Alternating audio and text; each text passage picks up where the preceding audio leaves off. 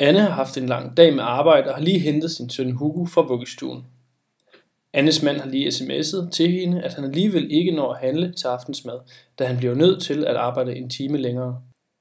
Anne beslutter sig derfor for, at de skal have takeaway i stedet for. Hun ringer til det lokale pizzeria og bestiller de sædvanlige retter, som de plejer at få. Anne tænker, at det vil tage lidt ekstra tid at komme derned med Hugo, og tager derfor afsted, så snart hun har lagt røret på. Anne går ind i pizzeriet og siger, at hun er kommet.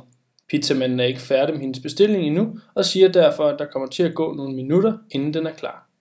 Bestillingen bliver 273 kroner, og Anne betaler med det samme. Anne er lige ved at sætte sig ned og tage sin telefon frem for at tjekke Facebook. Imens sover Hugo i klapvognen. På vej over til stolen ser Anne en iPad i hjørnet og vælger at undersøge det nærmere, i stedet for at bruge de 3 minutter på Facebook, som hun ellers ville gøre.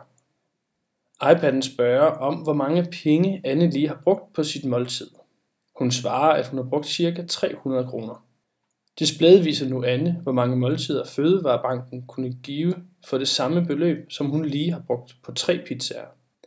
Anne har nu mulighed for at vælge, hvordan måltiderne skal fordeles mellem en række institutioner, som hjælper socialt udsatte mennesker, og begynder at fordele måltiderne.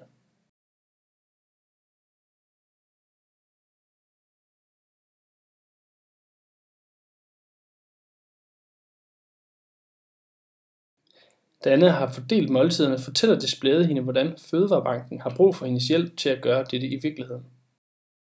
Anne indser, hvor mange måltider Fødevarebanken kunne give til folk, der har brug for det, for de penge, hun netop har brugt på et måltid til hendes familie.